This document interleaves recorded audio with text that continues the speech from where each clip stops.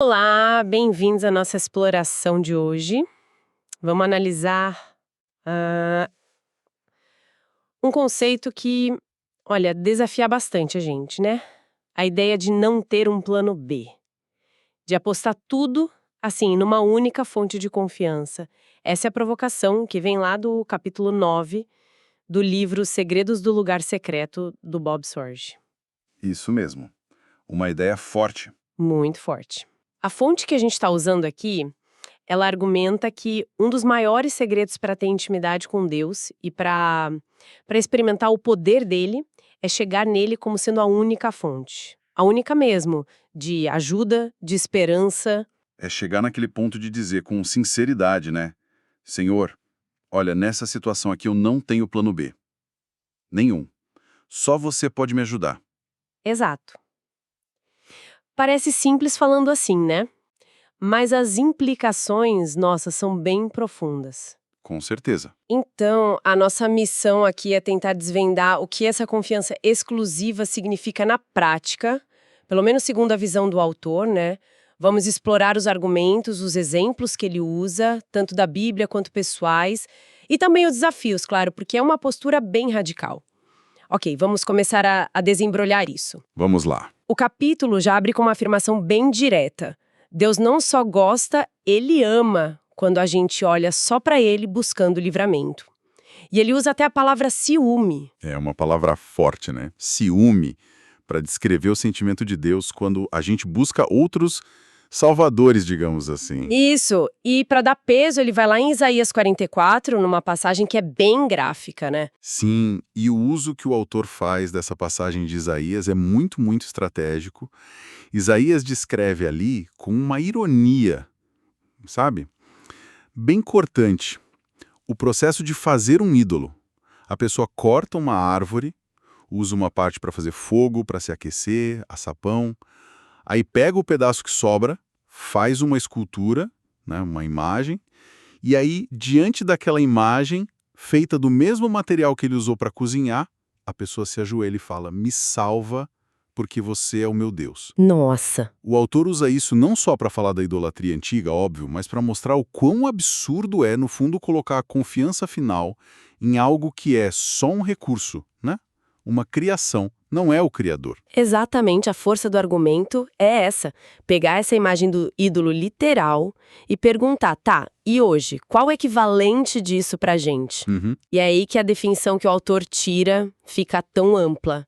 E talvez até meio desconfortável, né? Ele define um Deus falso, não como uma estátua, mas como qualquer coisa que a gente atribui o poder de nos livrar. Qualquer coisa. Isso muda tudo, né? Porque tira a idolatria daquele campo religioso antigo e traz para as nossas decisões do dia a dia, para nossa conta bancária, para o nosso remédio. Exatamente. E essa definição abre a porta para a lista que ele apresenta, pensando bem na nossa realidade ocidental, moderna. É uma lista que, assim, de primeira pode causar um estranhamento, né? Com certeza. Porque inclui coisas que a gente acha normais, boas, até necessárias. Pois é, ele aponta como possíveis outros salvadores, olha só. Dinheiro, investimentos, né? A segurança financeira. Plano de saúde, tratamento médico, a segurança da saúde. Previdência, poupança, pensando no futuro, né? A segurança futura. Cartão de crédito, empréstimo, até o cheque especial. Aquele alívio rápido ali na hora do aperto. Álcool, drogas, como fuga, né? Escapismo. Prazer, diversão, esporte, como distração ou busca de satisfação. Sexo, buscando intimidade ou alívio de outras formas. Amigos, mas no sentido de serem a única solução para a solidão, sabe? Sim, a dependência excessiva. E até conselheiros, terapeutas, vistos como a fonte última de sabedoria ou cura. É crucial entender, e o texto parece deixar isso claro, que o problema não são essas coisas em si. Poxa, ter dinheiro, cuidar da saúde, ter amigos, isso é normal, é bom. Claro. A questão que ele levanta é: onde está a nossa confiança primária? Onde a gente deposita a esperança fundamental de livramento, de segurança? O autor usa uma metáfora ótima de comerciais de TV. Parece que cada uma dessas alternativas grita Me experimenta. Eu sou a resposta. Vem cá que eu te livro. Elas ficam competindo pela nossa fidelidade mais profunda, né? Especialmente na hora da crise. Exatamente. E é justamente aí, nessa competição pela nossa confiança, que a dinâmica espiritual que o livro descreve acontece. O autor defende que existe um poder muito grande no ato de olhar para essas alternativas, que muitas vezes são lógicas, estão ali disponíveis, e dizer conscientemente: não, Deus, você é o meu único Salvador. E segundo o texto, essa declaração de dependência total, ela faz mais do que só fortalecer a pessoa. Ela meio que provoca uma resposta diferente de Deus. O argumento é que Deus reserva um tipo especial de ajuda, de intervenção, para quem o honra com essa confiança única, buscando Ele primeiro, sabe? Esperando a direção dele lá no tal lugar secreto. Nesse espaço de comunhão íntima, né? Isso, nesse espaço íntimo. E essa ideia de esperar, ela é desenvolvida de um jeito bem particular no texto.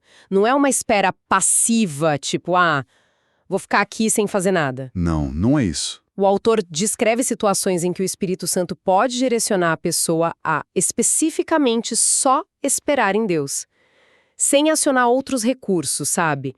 Crendo ativamente que ele vai intervir soberanamente. É quase um desafio à nossa lógica, né? Totalmente. E isso é apresentado não como inércia, mas como um passo de fé para entrar no que o texto chama de dimensão de Deus. Uma dimensão de Deus. É, uma esfera onde, segundo ele, as regras normais meio que ficam suspensas, sabe? Onde milagres podem acontecer e Deus age de forma decisiva contra os problemas, os inimigos. É como se essa confiança exclusiva abrisse uma porta para um outro nível de atuação divina. Olha, é uma perspectiva que bate de frente com a nossa cultura, né? A gente é treinado para agir rápido, para fazer acontecer, para ter sempre plano A, B, C. Sempre. Ter tudo sob controle, né? Exato. E para mostrar que isso não é uma ideia nova, maluca, o autor se apoia muito na experiência de personagens bíblicos. Davi é um destaque. Ah, sim, Davi. O Salmo 62 é citado como um exemplo claro dessa postura.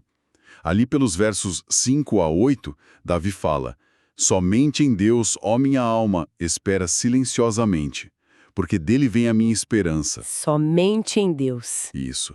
Ele continua: só ele é a minha rocha e a minha salvação.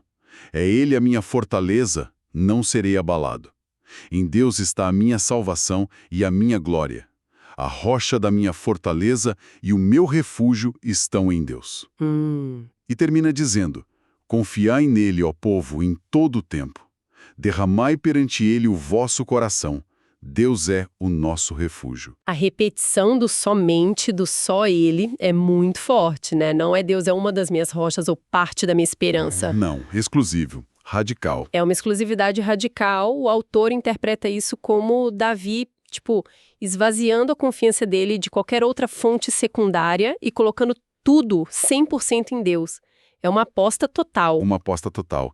E parece que Davi não só fazia isso, mas ele pedia a Deus por essa capacidade, né? É verdade. O autor também cita o Salmo 86, verso 11. Davi ora assim: ensina-me o teu caminho, Senhor, para que eu ande na tua verdade.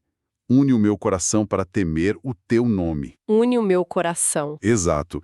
E a interpretação que o texto dá para esse une o meu coração, ou dá-me um coração inteiramente fiel, em outras versões, é justamente esse desejo por um coração que não seja dividido, sabe? Sem lealdades competindo ali dentro. Um coração focado só em Deus. Isso com um foco singular em Deus, como a única fonte de salvação, o único digno de temor, de reverência total.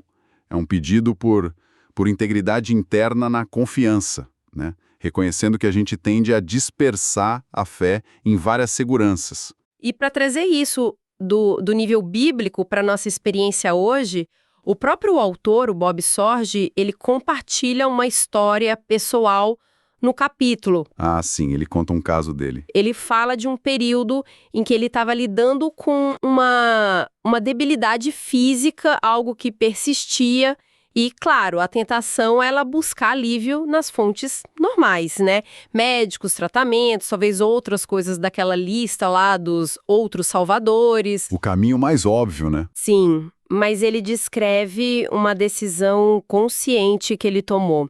Em vez de correr para essas coisas, ele foi para o lugar secreto dele e declarou para Deus algo tipo: Senhor, você é meu único ajudador.